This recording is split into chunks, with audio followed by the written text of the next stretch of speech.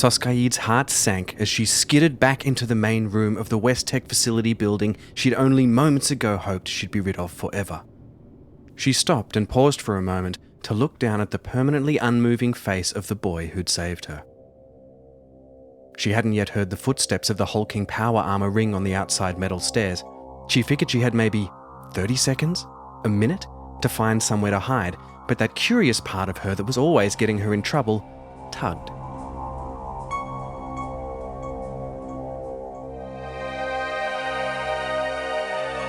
They had mentioned a map.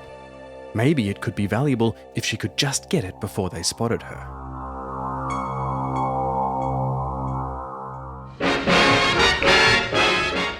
Hello and welcome back to A Wasteland Story. I'm more excited than a Mr. Handy with a humorously malfunctioning personality chip to get back to telling and playing the story of our young wastelander SosKaid. You know, I didn't even know if there'd be a second episode. It's such a weird and unusual thing that I've pretty much accidentally found myself doing here, and I had no idea if it would be entertaining to anyone other than me. I mean, I probably would have kept going anyway because it's heaps of fun. But happily, I got such a fantastic response from the first episode, it made my Geiger counter tick. Thank you to everyone who reached out to me, and I so much look forward to hearing from more people as the story continues, and telling you all the story. It's really turning into a good one. People are already asking me when they're going to find out what is next in store for our wasteland heroine, and I'm happy to report that, well, this is.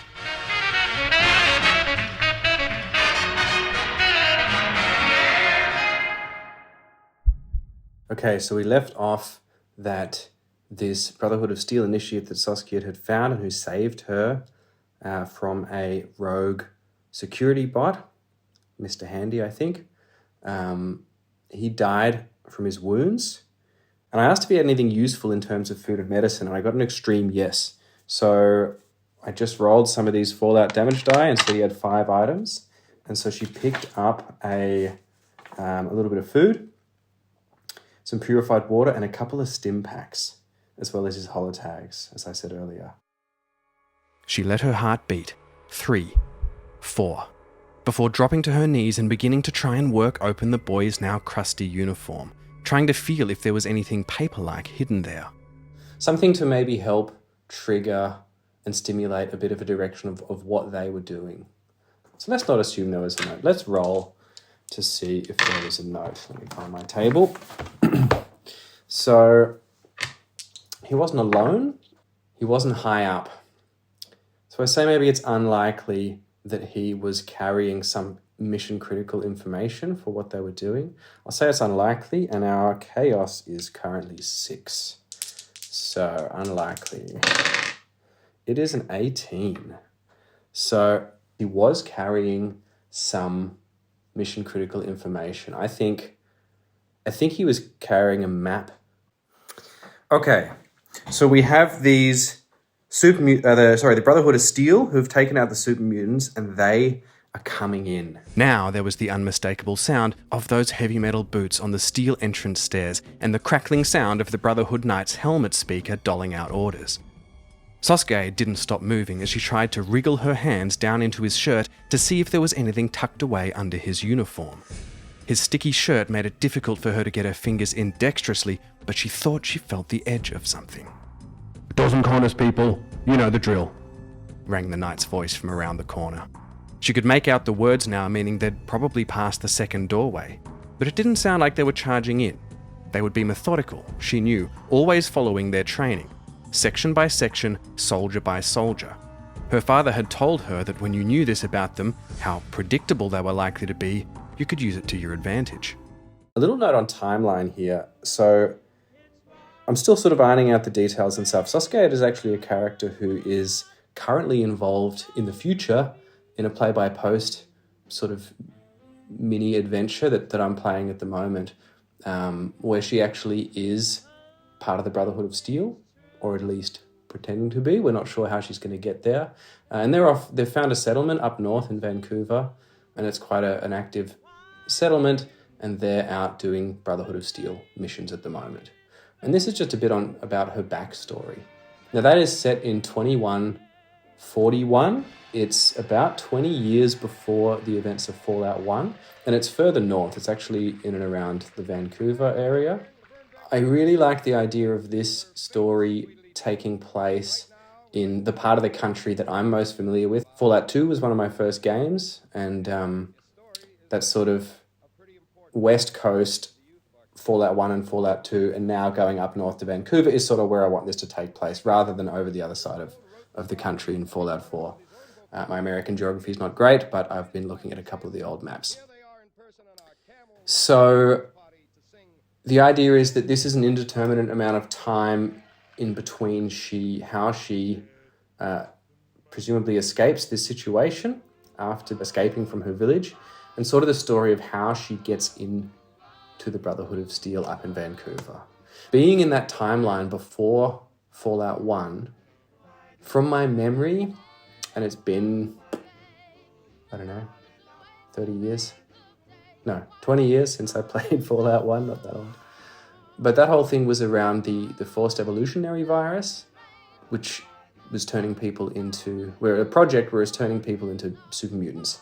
And so the super mutants were created as a way to try and build, the Master was building this super army. And in reading this Fallout book now, I read about these West Tech facilities and how that's actually where the FEV virus came about. It was don't quote me on any of this, but it was a side effect from some kind of vaccination that they were trying to do, and it turned out that the test subjects were getting increased strength, and that led to the idea to build this FEV virus. So I feel like it's pretty likely that in this time period, this is sort of the beginning of that setup for Fallout 1, I think is kind of cool. And so since we are in a West Tech facility, I think it's pretty safe to assume that the Brotherhood are in there looking for something to do with this FEV virus. And it was also a happy coincidence that there was super mutants running around. 5 more seconds, she whispered to herself as she squeezed her fingers deeper under the boy's tight vest. There. Something. 3. 2. She managed to work the folded piece of paper out from its hiding place. It had been pressed right up to his skin, underneath all the layers of the standard issue Brotherhood Initiate uniform. So he has some kind of mission critical piece of information. So I think let's roll. Let's roll and see what he has. We have a 64 and a 41. So that is mundane and garbage. Okay, so I think he did have a map. That's a pretty mundane thing. And I think it's garbage because it might have been in his breast pocket or something, and it's pretty much destroyed or sticky with his blood and isn't really that legible anymore. There may well be some sort of text on there that is not completely legible. Okay, so I think scrolled on the map is just the letters FEV, and SosKaid has no idea what this means. So she folds up the map. She wipes it off as best she can. She folds up the map and she sticks it in a bag. Pulling the soggy map free, SosKaid glanced at it briefly, noticing a few legible marks scrawled in red ink before tucking it away and desperately looking for somewhere to hide. The bold capital letters burned into her mind, but she didn't yet have any idea just how much these 3 innocent marks were going to change her life forever. They read FEV. I think SosKaid is going to hide. So she's going to see if she can hide and avoid them. She really doesn't want any trouble. So that's going to be difficulty 1 and sneak, which is tag 3, 12. Okay, she gets the 12. So she successfully hides. There. She'd completely missed it before while running from the super mutant. Under the stairs leading to the second floor was a storage crate of some kind. She had assumed it jammed hard against the wall, but now she noticed there was a narrow crawl space barely visible on the back side. It was pitch black. Perfect. It would be a squeeze, but she trusted her slim frame would allow her to shimmy in. Small spaces had never fazed her. She was always finding hidey holes in her village as a kid to disappear herself from the others. She'd always felt safest tucked away somewhere with her flashlight reading. Somehow, though, her father had always known where she was, and her reading sessions were inevitably ended by a soft knock on the outside of whatever piece of junk she'd crawled behind. She pulled her leg in quietly, just as she saw the beam of the Brotherhood Knight's headlamp swing through the main room of the facility, the light thick with dust particles. She slowed her breathing. So when she comes in, she hears them she overhears them talking. And so they come in and they're doing their whole army thing of checking the corners and aiming down their sights and fanning out in their little thing. And they do a quick search, but they don't manage to find her. They then come back to Six Fish, and they do know someone else is around in the room, clearly, because his bag is gone, his equipment is gone, his gun's gone, his dog tags. The Brotherhood Knight, their squire, and a scribe gathered around the sad scene of the initiate and the robot. "Someone's been here," the knight crackled. "Look for the map." They waved their massive gun towards the crumpled figure. The squire knelt in front of the boy and checked him over. "It's not here, sir," they stammered. "Whoever took his gear must have taken that too." "Unacceptable," intoned the knight with the emotionless voice that the tinny speaker in its bulky helmet ensured. "Sweep the main room and the first floor. You do not, I repeat, do not have authorization to go to the basement. Move." SosKaid then, she's going to wait 2 hours so that she's pretty sure that the coast is clear. The search took hours with the squire and the scribe methodically going from room to room, the massive space occasionally echoing with the shouts of "Clear!" as the knight stood motionless at the foot of the stairs, mere meters from SosKaid's hiding place. After a while, the other two returned to the body, and the knight lifted it effortlessly over their shoulder. Let's just see what she overheard from the NPCs. Character conversations. Perfect. So, we're going to roll assist, an 82, which is oppose. Okay, so they were there for an assist. They were talking about that they went to help the other members who were killed, and the opposition is the creation of this FEV virus. And maybe she overheard a little bit about how destructive it was from them. "Nothing," said the scribe. "This is bad, sir. If this stuff gets into the wrong hands, it could be disastrous for the Brotherhood." The knight didn't react. "We will head out to the rendezvous point outside Newark and report we were unable to rescue the squad and did not retrieve the package." No one moved. The scribe was looking sadly at the limp body of their comrade slumped over the massive shoulder of the knight. "There was nothing you could have done, Initiate. This is how it is," said the knight, still in the mechanical, emotionless voice, but there was something to the tone. "How are we going to tell her?" said the scribe, clearly trying to keep the shaking out of her voice. "Move out," was the knight's only response as they walked forward towards the way they'd come in. The others followed dutifully, and the room fell once more into silence. SosKaid stayed in her hiding spot for a while longer, listening intently to the creaks and drips of the room around her, making sure that the Brotherhood had truly gone. As much as she was desperate to get out of this place once and for all, she knew it wise to lay low a little longer in case the Brotherhood was still watching the exits. While she was waiting, she decided it might be worthwhile to have one more look around in peace to see if she could find anything useful. Okay, so we're going to have a large room. It is industrial, which will give us clothing, armor, beverages, junk, and other. I'd say it is mostly searched, so difficulty 2. And she's going to search with perception and survival, which is going to be an 11. She gets it. So she manages, that's a 4 and an 11. Let's go to these loot tables here.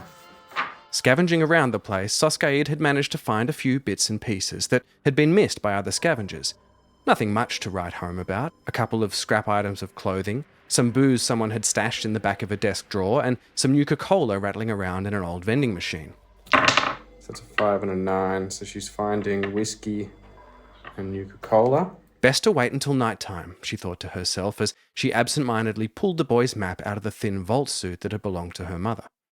Her father had given it to her when her mother died, but it was only in the last few years she was able to fit into it. Since then, she'd worn it all the time. When she had been alive, her mother had never really spoken much of the vault she'd grown up in. All SosKaid knew was that it was located somewhere to the southeast of their village and that the suit bore a large yellow 8 on its back. She blinked herself out of the sad thoughts and looked more closely at the map. She tried in vain to wipe off some of the crusted blood from the edges and noticed there were some other legible markings other than the bright red FEV. There was clearly a map from before. She'd seen a few old maps and pictures, but she couldn't help but look in awe at how populated the country must have been. Cities flowing into one another like mold colonies, a flurry of roads and empty green spaces spiderwebbing across the whole west coast. There were a couple of faded circles identifying what she assumed were modern settlements, and a few others labelled outpost. There was a red arrow coming off the letters FEV, which she hoped was the facility she was in. Okay, she thought, a starting point. She pinched her fingers around the map's scale, still partially visible at the bottom, gauging the distance before rotating them up between the red circle and the next closest faded one, like her father had shown her. The word Newark was scrawled above it, and it appeared to be only a day or two's travel from here. As good a destination as any, and it was heading north after all. She was starting to lose the light and so tucked the map back away in her suit. And I think what she's going to do is collect what she can and head north to this village to see what she can sell. SosKaid collected her things, tightened the straps on her backpack, and headed for the front door of the facility. So the expected scene, I think that was pretty much in her control. So we're back down to 5 with the chaos. She wants to head out, go north, and try and find a settlement. I think, let's say they said it was a day's journey north. So we're going to roll a d10. Something that the mythic system does that's really cool and helps build a more natural and seemingly less random narrative, considering it's based on dice, is to call back to characters and places that have been important in the story so far. At the end of every session or scene, you add or remove characters and locations from a list depending on if they were prominent in the story or not. If they continue to be significant, then you add that character or location an additional time. Every new scene, you decide what you expect it to be and then test that expectation by rolling a 10-sided dice. If the result is lower than the chaos factor, the scene is either interrupted or altered. You then roll again on the character list and the changed scene will focus on whatever you rolled. Cleverly, because you've been repeating the names of more significant things on that list, the odds are higher that they will continue to feature in your narrative. Neat, huh? It is 3, it is under 5, which means, so it's an altered scene. That's right, we roll on the character list and see who's involved. So we're now rolling a d4. So that's a 1, and then a d10 tells us that it is the super mutants. An altered scene involving super mutants. So, as she goes outside, when she sees some super mutants around the bodies of the dead ones that the Brotherhood of Steel killed. As she made her way to the front door, she moved slowly and listened intently. The mid-afternoon sun had just dipped behind the west side of the facility building, and so her eyes were clear as she peered out of the front door. At this point, it was hardly a surprise to see another threat capable of ending her breathing privileges in a heartbeat. Happily for her, though, the mutants were a little further out from the building and still had the full sun in their eyes. SosKaid dropped to the dusty ground and deftly crawled her way underneath the nearby wreck of a car. Between the sun in their eyes and her position being downwind of them, she felt safe enough, for a given value of safe, to lay low and wait them out. So she sees the super mutants, and what are they talking about? I think they're also heading north to try and raid the village. So they're talking about going up to head north and raid the village. SosKaid closed her eyes and took herself back to those long hours spent tucked away into a crawl space somewhere, listening, thinking. She took a deep breath and opened them again, allowing her breathing to settle into a slow, shallow rhythm. The gruff voices of the mutants drifted across the hard-packed earth. Why wait for Brig? We can go and take those squishies all for us, not share, complained one of the super mutants. Yeah, and then what? Said another one. What when Brig finds out? He'll take your other arm. Mutant 1 looked down at the rusty piece of rebar that was sticking, at a rather disconcerting angle, out from where his elbow should be. It had a sharp piece of metal hastily tied to the end of it. How are you gonna wipe your big great ass then, smarty? Mutant 2 chuckled at his own comic genius. Haha. Said the first. Yeah, you're probably right. Let's go then. I think they're getting ready to make a move anyway soon. We don't want to miss the party. The mutants slung bodies in various haphazard ways over their shoulders and turned to lumber away over to the rise to the east. And she probably wants to get ahead and warn them. She figures she's faster than them since they're drag the bodies back to their camp first, or their building that they're in, and then they're going to go north in the morning. So she's going to get a head start on them and warn the villagers. That could be cool, and maybe help defend the village against the super mutants. SosKaid lay there and listened to the heavy, uneven footsteps lope away until the desolate silence of the wasteland returned to its unnatural state. She didn't need any trouble, but on the other hand, she didn't have anywhere to go. Perhaps if she could warn this village, Newark according to the map, she might be able to get some supplies and shelter in return before continuing her long trek north. But it would be dangerous. The Brotherhood were also apparently heading in that direction, although they had no way to identify her, probably. And besides that, maybe they could help. Surely they would stay and fight off a mutant threat. Were the Brotherhood of Steel? Just for clarity, that was a slip of the tongue and didn't actually refer to the infamous and quite mad coastal cult that inexplicably worshipped a large seal as their divine leader. They spent their days laying around on the wet sand, attempting to interpret the barks and sand slaps as the word of God. Brotherhood of Steel also going north back to the village. I think it is 50-50. That is a 51. So they're not going to the village. When she was as sure as she could be that the coast was clear, she slid herself out from under the car, and after referencing the map for any possible landmarks, she headed off in the direction of what she hoped to be Newark.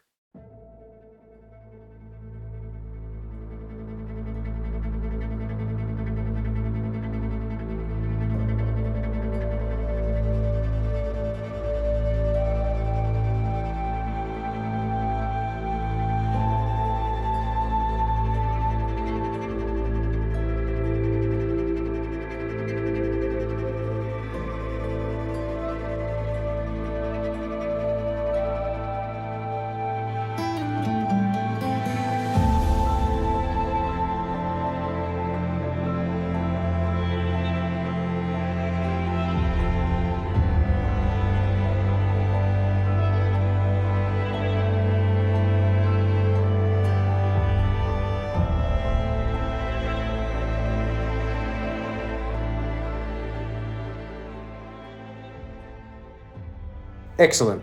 So she is going to start traveling north. She's got a few supplies now, and it's going to be a day's travel. So let's look at traveling here. I think on the character list, we're going to add Brotherhood and Super Mutants again. Super Mutants. Okay, so Brotherhood. Okay, and the threads list now is going to be find village and warn them. So now we're going to do some traversing. The weather remained stable, and the sun was warm, but not uncomfortable. SosKaid fell into the rhythm of the trek, one footstep after the other in an even pattern. She stopped periodically to check the map and gauge her direction as best she could. For each day of travel, roll a perception survival. So the first thing we're going to do is just find somewhere to camp. Okay? The weather was sunny, that's probably fine. Clear trail. So for the rest of that day, she's going to navigate. She can do it. If you're going to navigate, it'll be -1 difficulty because it's only half a day's travel. So random encounters. Let's see. If we get an effect, let's see if we get a random encounter. Nope, no effect. So no random encounters. She travels north. She figured she had about 4 hours before nightfall, and she wanted to cover as much ground as possible before finding somewhere to camp. SosKaid stuck to the lower ground like she'd learned, trying not to create any obvious silhouettes against the setting sun. When it had finally dipped below the horizon, she began to look for a suitably subtle place to make camp. Let's see if she can find somewhere reasonable to camp. So we'll do a survival perception, which is going to be 11, difficulty 1. Ooh, we have a complication. Just a quick note on this particular RPG system. As you might know, a lot of RPG systems that rely on dice to decide the outcomes of things generally have an extreme positive and an extreme negative outcome when the relative best or worst roll of the dice is made.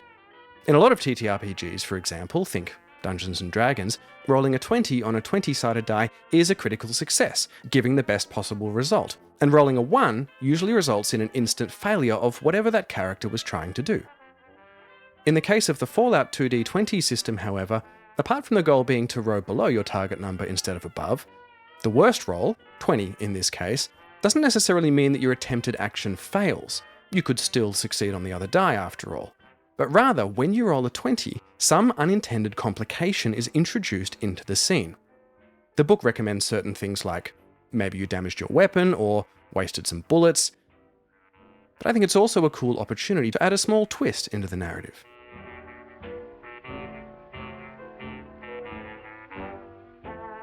So I think, yes, she manages to find somewhere to camp.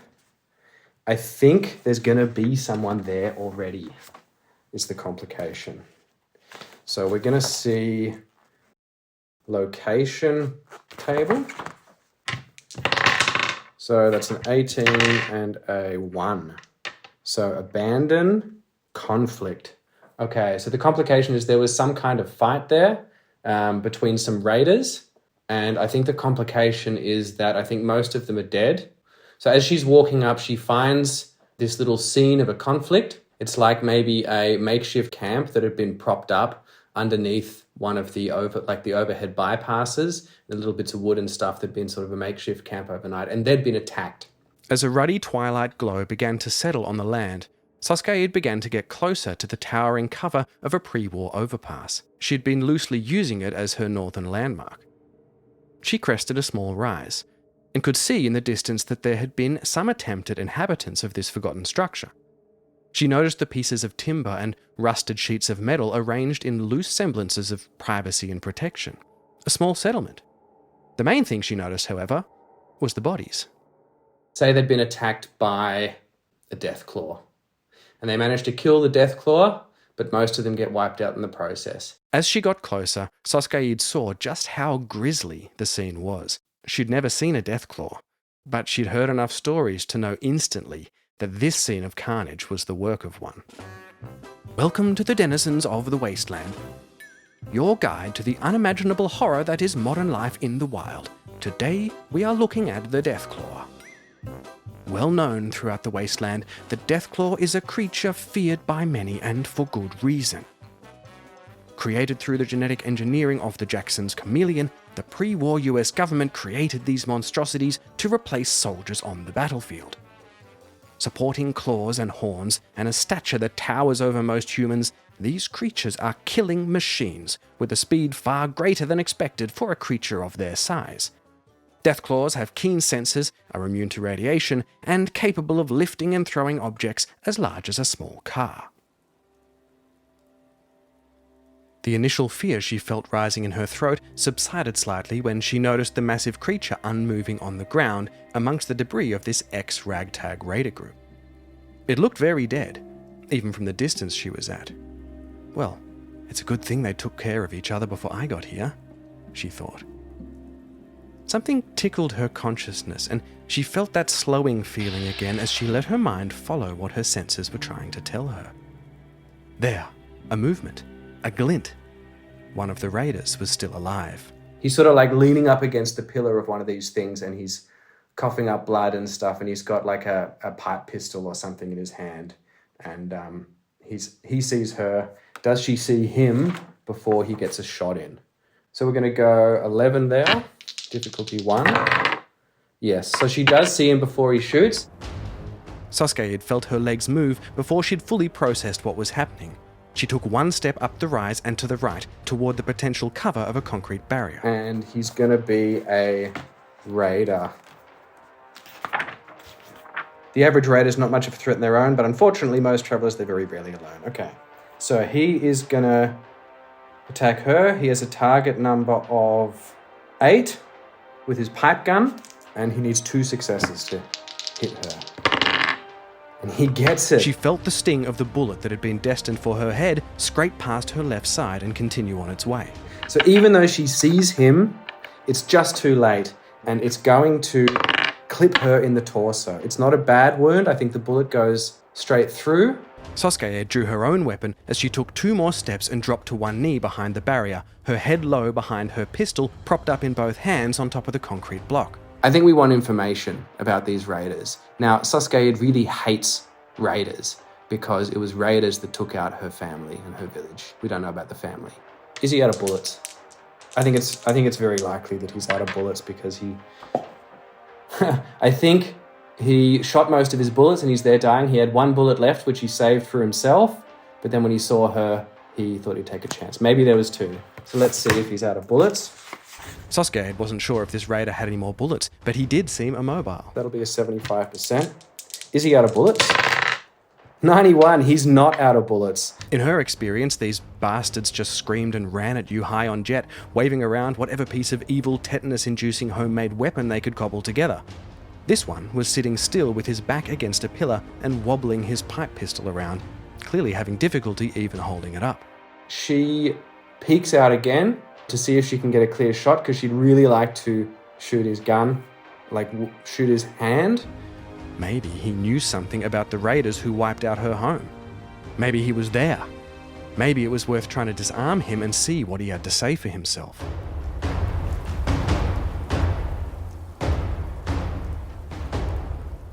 And so he's going to have another shot. Got a target number of 8, 2 successes. SosKaid flinched as she heard the raider's gun go off again and cursed herself for taking too long on her shot.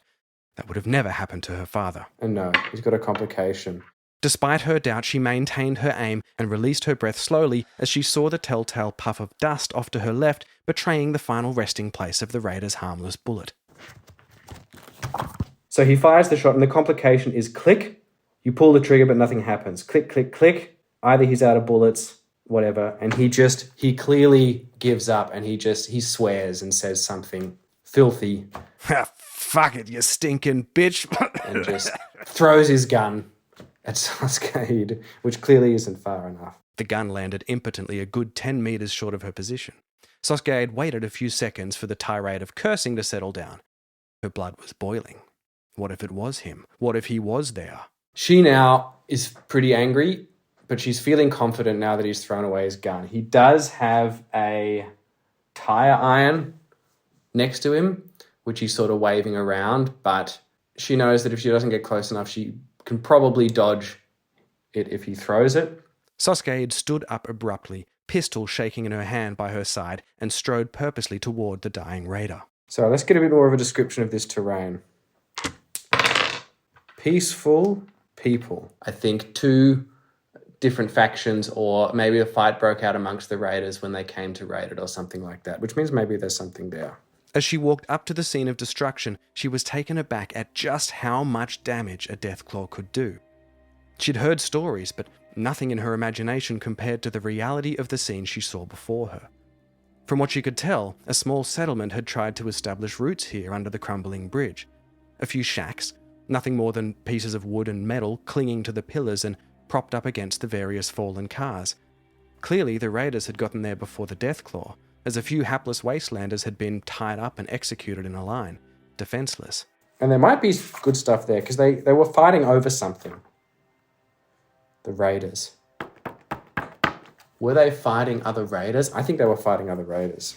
There must have been some kind of struggle, however, between these 2 bands of the raiders over this prize. There had clearly been a firefight, and 2 separate sets of bodies adorned with distinctively different apparel lay strewn around. Literally strewn around. The Deathclaw must have been attracted to the noise and come and finish the job. Almost finished the job. So he is beautiful. Opulence. Okay, so he's one of these raiders that clearly sees himself as God's gift. He's wearing all sorts of adornments on his armor and that kind of thing. He's still just a filthy raider, but he clearly thinks that he's the best. SosKaid walked up to the remaining raider. So she goes up to him, and he's sort of waving his tire iron at her. She's pointing her pistol at him, and as she goes up, she shoots him she takes a shot at his hand. I think we only need 1 success to do that, and we get it. 2, and that's actually a tag skill, so we're going to earn ourselves an action point. Another cool thing about this game compared to other RPGs I'm familiar with is its action point system. It's a mechanic that's taken straight from the old video games, where you would have a certain amount of AP to spend on your turn. In Fallout 2D20, this translates to the player characters earning AP when they overachieve on actions, obtaining more successes than required to pass a test. Players can then spend these points whenever they like to do cool things like get an extra dice to roll to increase their chances of succeeding, or even get an additional action on their turn. On the flip side, if the players want action points and don't have any, they can buy one from the Game Master, Overseer in this case, who can then in turn spend them down the track to make some nasty unexpected things happen. The shot echoed slightly under the overhang of the highway above with a trebly zing. She shoots his hand and he drops the thing and he starts swearing at her and saying horrible sexist things or whatever. And she goes up and she, with her foot, pushes it. He's leaning up against this pole and she pushes her foot into his chest where he's been shot while still holding the gun at his head. The raider gurgled noisily. And she asks him, "Who are you with?" said SosKaid, her pistol aimed at the head of the raider with her boot still on his chest, ready to pull the trigger if he made even a move. In her head it sounded menacing. In reality it came out as a timid whisper. So let's see if we can find the name of the raider group. Ren 85 is Renty. I think they're the Rent Boys, which sounds like Fallout humor. They clearly don't know what that means. The name didn't ring a bell. "Rent Boys represent, bitch," gurgled the now barely conscious raider. She let out an internal sigh of mixed relief and disappointment, but it was short-lived. Let's see what that name of the rival gang was. So the rival gang is called the Orn.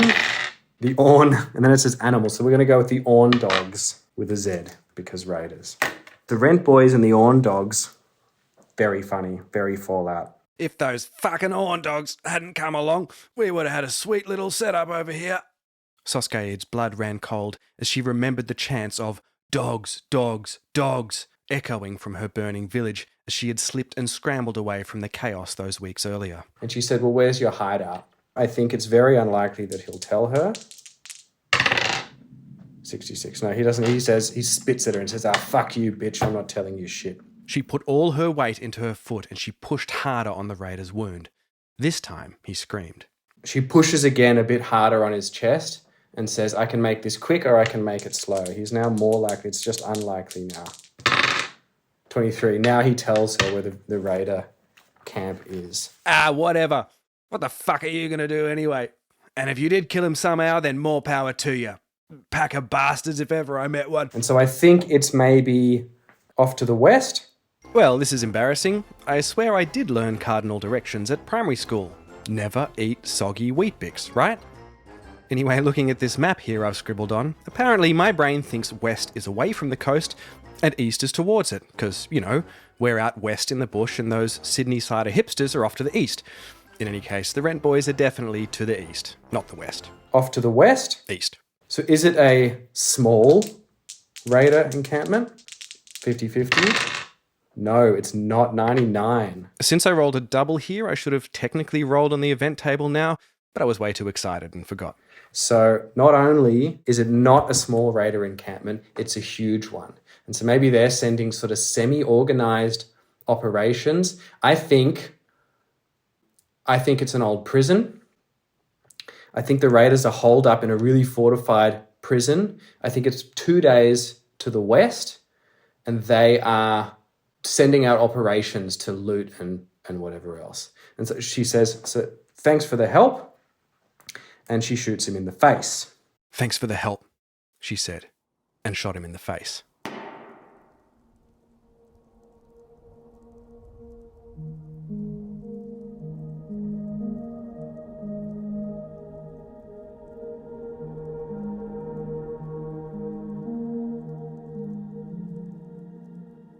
SosKaid came over the final rise just as the sun reached its highest point. The 6-hour trek from the Raiders' Bridge had been mostly uneventful, desolate, dusty, and, for the most part, completely empty. This was by far the furthest she'd ever been from her home, and the solitude and openness of the area was eerie. She had managed to scrounge a few useful bits and pieces from the raiders. So we'll roll 3 times on the ammo. A few bullets, some food, and the remains of a Gauss rifle. For the Gauss rifle, man!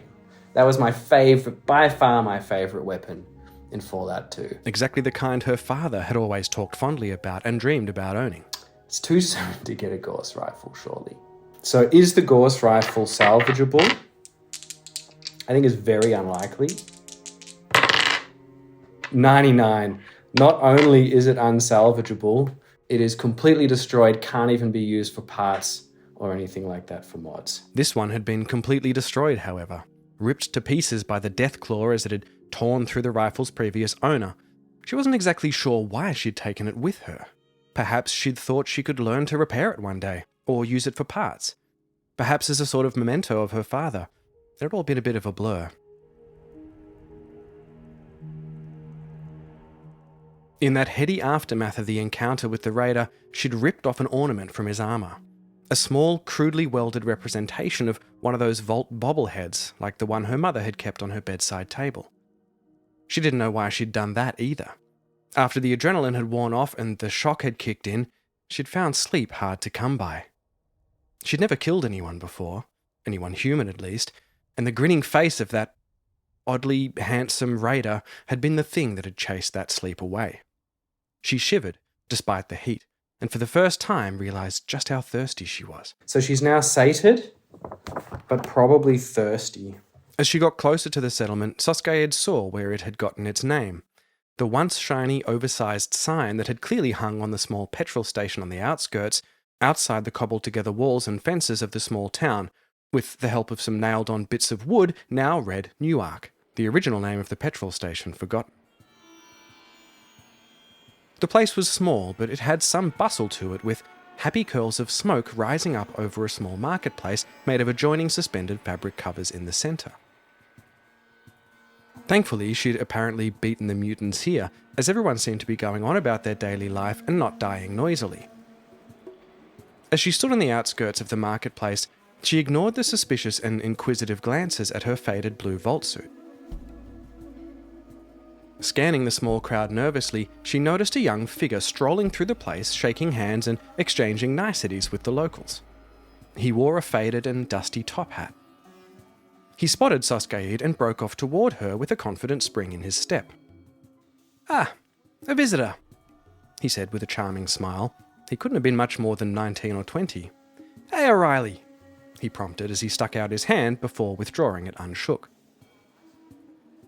"Mayor of this little jewel of the wasteland, and what brings you to this fine settlement of Newark?" he said, effortlessly maintaining his shining smile. SosKaid had never been very good at talking to people or even looking them in the eye, but when she explained that this boy's settlement was in grave danger, he seemed to take her seriously.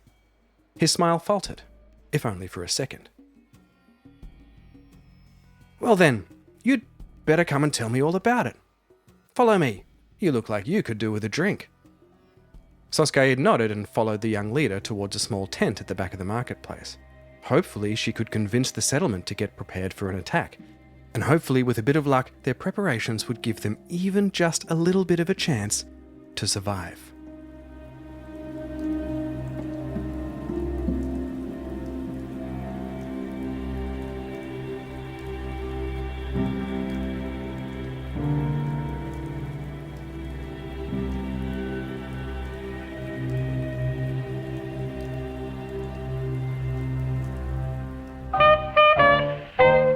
Thank you for joining me today on another episode of A Wasteland Story.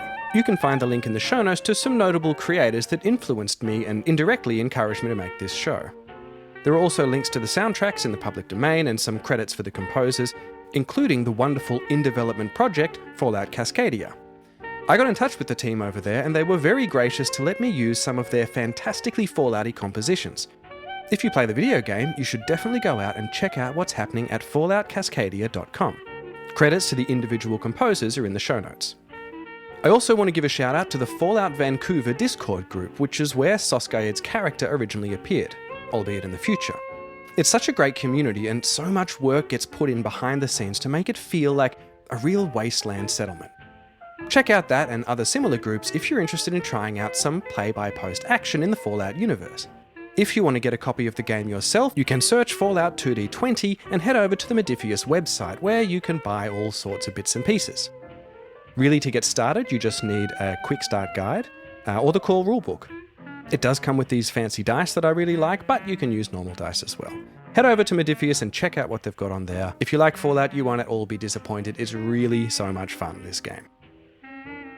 If you'd like to get in touch with me, the best way currently is via email on awastelandstorypodcast@gmail.com. I know, I said I'd get a website together, and I'll get there, but currently my priority's been writing the damn thing because although it's a heap of fun, it takes me ages. Please do reach out, even if it's just to say g'day. If you have any ideas, you want to do some voiceover, correct me on my myriad of rules mistakes I religiously make, anything, I love to hear from you. Rating, following, and reviewing the show if you like it and think others might too would also be really helpful to get even more listeners and kick my ass into making new episodes as quickly as possible. Stay tuned for the next chapter in SosKaid's adventure in A Wasteland Story. I'm just about to sit down and play through the 18th session of the story, to be precise, and I'll tell you what, it is really turning into a cracker. Until next time then, just remember to crawl out through the fallout, baby, when they drop that bomb. Ta-ta!